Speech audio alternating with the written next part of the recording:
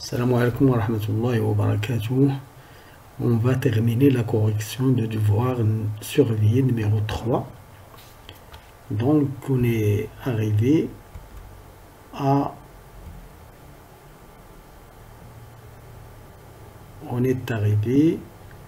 RLC.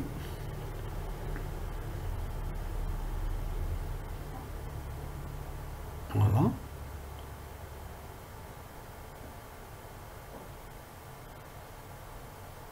Partie 2, étude des oscillations libres dans un circuit RLC serré.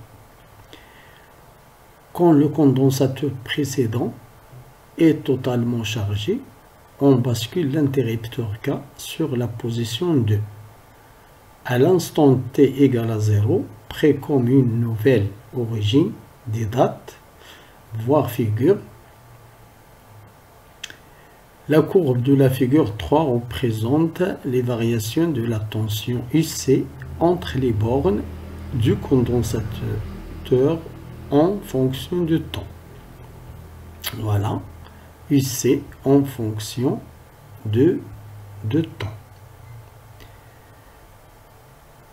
Donc, on fait basculer l'interrupteur K à la position 2.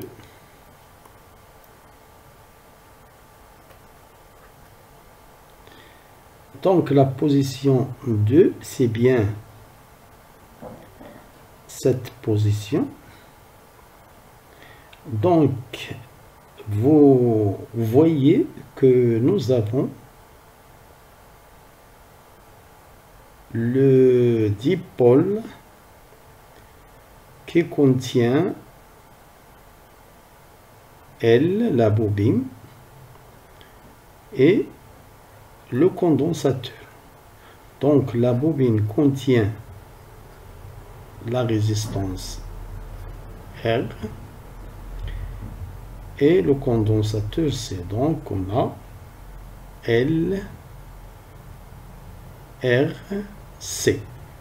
LRC. Donc pour faire l'étude de ce dipôle, voilà la courbe entre les bornes de condensateur. Vous voyez, il y a l'amortissement des oscillations. Il y a l'amortissement des oscillations. Première question de 1. Donnez le nom de régime associé à la courbe de la figure 3. Donc vous voyez le régime, c'est tout simplement, il faut savoir qu'il y a trois régimes. Le régime qui est apériodique, pas de période. Le régime donc de 1.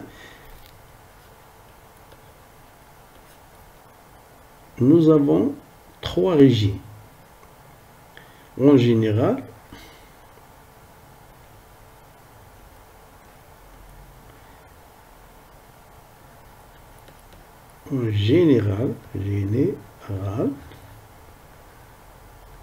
on a trois régimes. Le régime pseudo-périodique, le régime apériodique, le régime, troisième régime, le régime critique. Donc ces trois régimes.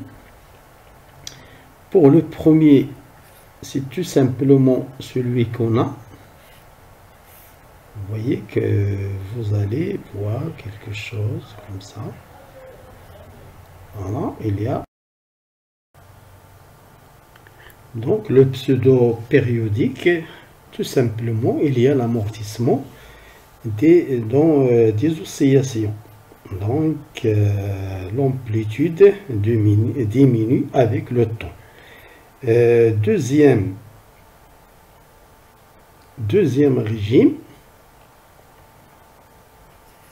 c'est tout simplement, il n'y a pas de période, il n'y a rien. Donc si on le dessine, nous avons tout simplement ici T, ici avec le temps, il y a quelque chose qui commence comme ça et descend directement sans faire des périodes, sans faire des oscillations apériodiques, c'est-à-dire pas de période. Troisièmement, le régime critique, c'est plus fort que celui que le deuxième. Il y a l'amortissement total directement, il descend sans faire aucune période directement. On dit ici que R égale à une résistance qu'on appelle la résistance critique. Résistance critique. Voilà ces trois régimes. Donc notre question, c'est tout simplement le premier régime. Voilà, c'est le premier régime. Voilà, c'est bien le régime qu'on a, le régime pseudo-périodique. Voilà la réponse de la première question. Donc, concernant la deuxième question, voilà, la deuxième question, c'est tout simplement de 2. On suppose que la pseudo-période est égale à la période propre T0 de l'oscillateur électrique.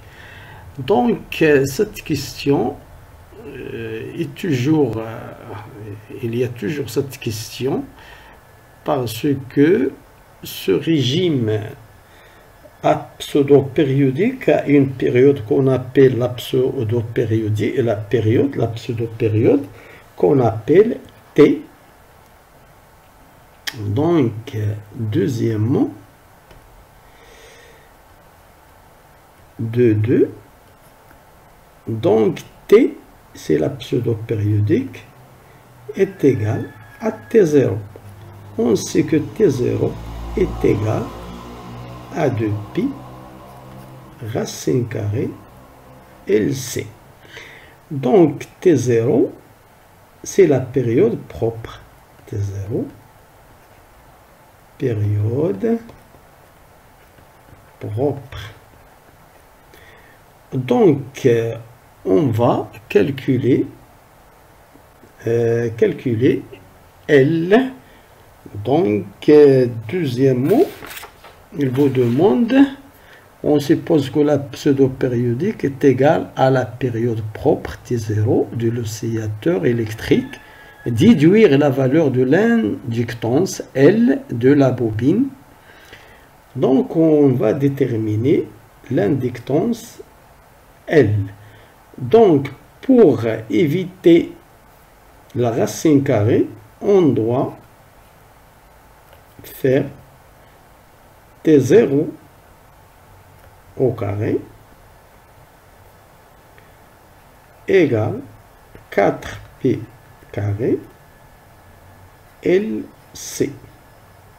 Donc, on a dit que T égale T0. Donc, L est tout simplement égal t carré, la pseudo-période, divisé par 4p carré c. Voilà. Qu'est-ce que vous allez faire?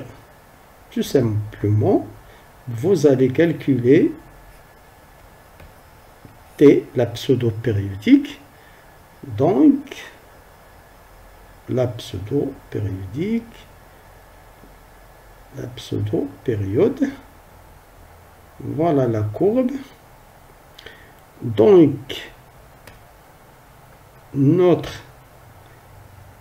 voilà une période. Donc, voilà, c'est tout simplement cette distance. Voilà, voilà t. Voilà, la période t est égale 6,3 millisecondes. Donc 6. Donc nous avons notre formule. On doit tout simplement remplacer t par 6,3 multiplié par 10 moins 3 pour le convertir en secondes. Donc t, c'est tout simplement 6,3 multiplié par 10 moins 3, le tout au carré, divisé par 4, p au carré, on va le prendre égal à 10, multiplié par 10, multiplié par c, qui est 10 à la puissance moins 6,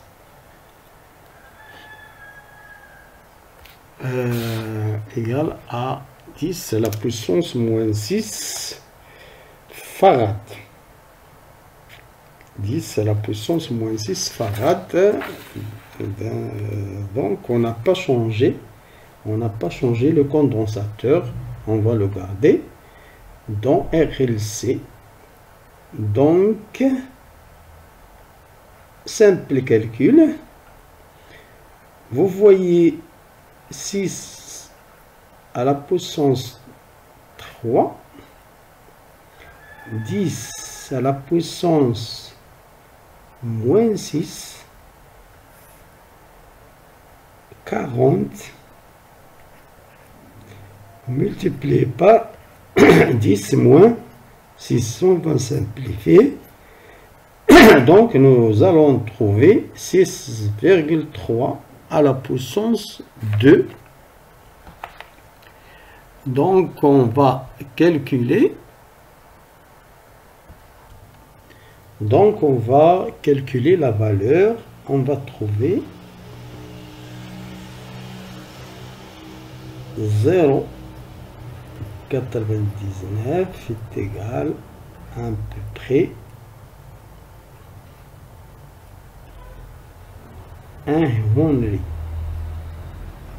Voilà, c'est 1 Henry. Donc voilà la deuxième question. Donc la troisième question, c'est tout simplement la troisième question. Déterminer l'énergie dissipée dans le circuit entre les instants T0 égale 0 et T1 égale 3T sur 2. Donc, on va retourner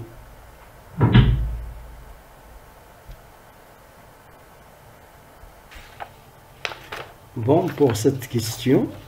Déterminer l'énergie dissipée dans le circuit entre les instants T0 égale 0 et T1 égale 3T sur 2. Donc cette question, vous voyez, 3T sur 2, nous avons T sur 2.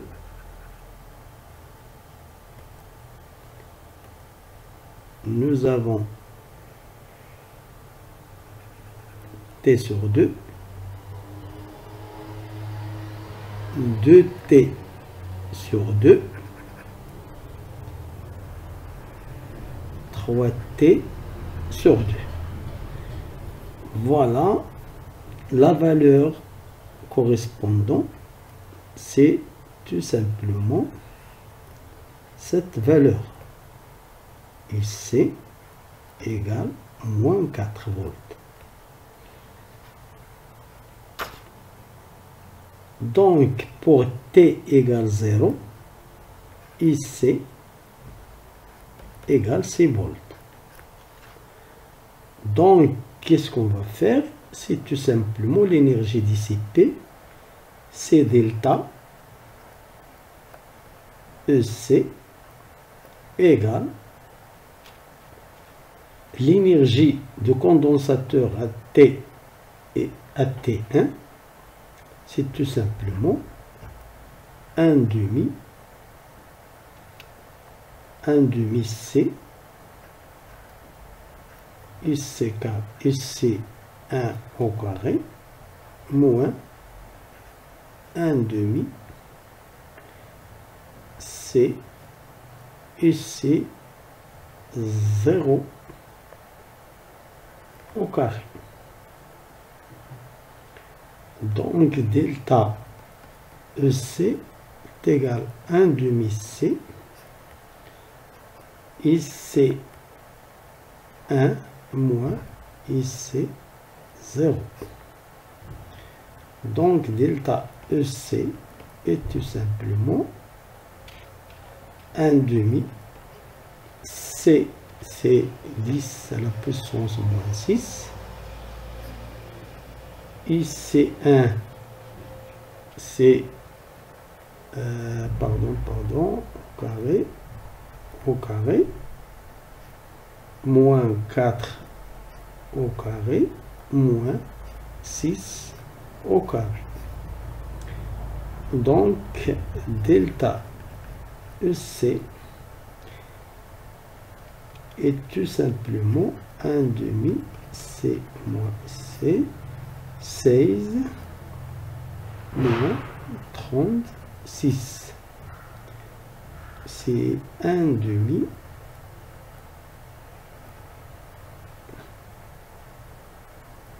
c'est 1 demi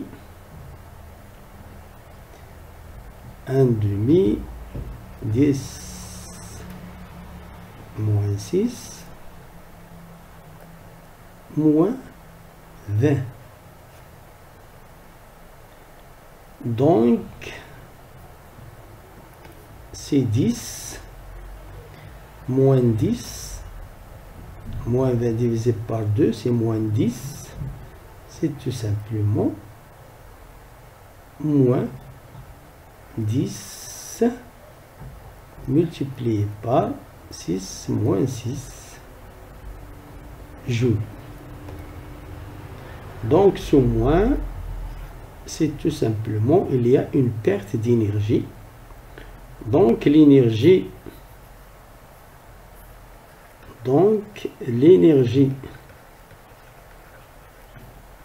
dissipée était simplement E dissipé égale 10 moins 5 joules. Donc, c'est tout simplement la différence entre l'énergie à l'état final moins l'énergie de condensateur à l'état initial.